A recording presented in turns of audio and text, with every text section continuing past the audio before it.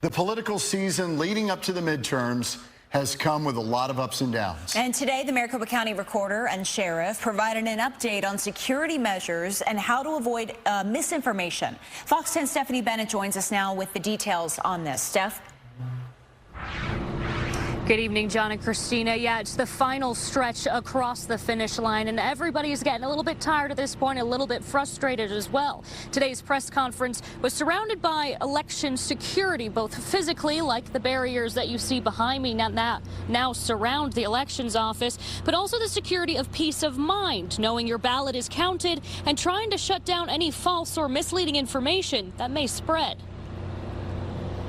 We've spent really the greater part of 2 years dealing with misinformation. Today, Republican Board of Supervisors Chairman Bill Gates and Republican County Recorder Stephen Richer held a press conference to address false information that continues to circulate around the election. Just at the end of last week, this misinformation effort really kicked into high gear as people who have large followings on Twitter or other social media platforms started to spread misinformation. Officials expressing their frustration today, addressing and swatting down every false claim thrown at them, from fake phantom ballots to mishaps with ballot counting machines, false claims that election workers are rigging votes or people are somehow voting more than once, some even questioning when final results will be released. The problem is that people out on social media and elsewhere will take the fact that we don't have final results on election night or early the next day as somehow proof of fraud. There is no such thing as simply injecting ballots into the system.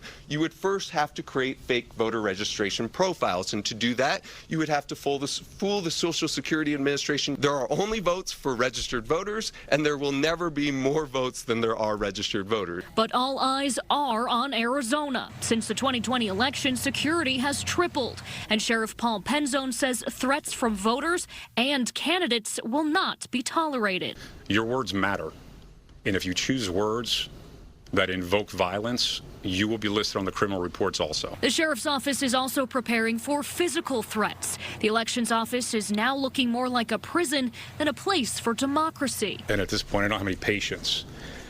I've been in this business for over 3 decades, and I never thought in my life that we would be putting up physical barriers, fence lines, barbed wire.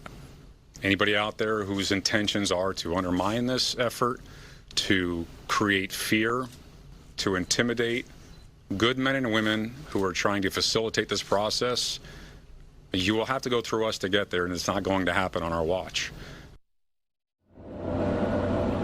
Yeah, and some helpful tips for tomorrow. The polls open at 6 a.m. If you have an early ballot, do not mail it in. You must drop it off into a ballot box by 7 p.m. And the first batch of results, those are going to come about an hour later, around 8 p.m. And we might not have, they say, most of those results or near the end of those results. They say about 95% of them by Friday at the earliest. Again, if you do see any voter intimidation or anything out of the ordinary, you're asked to call 911.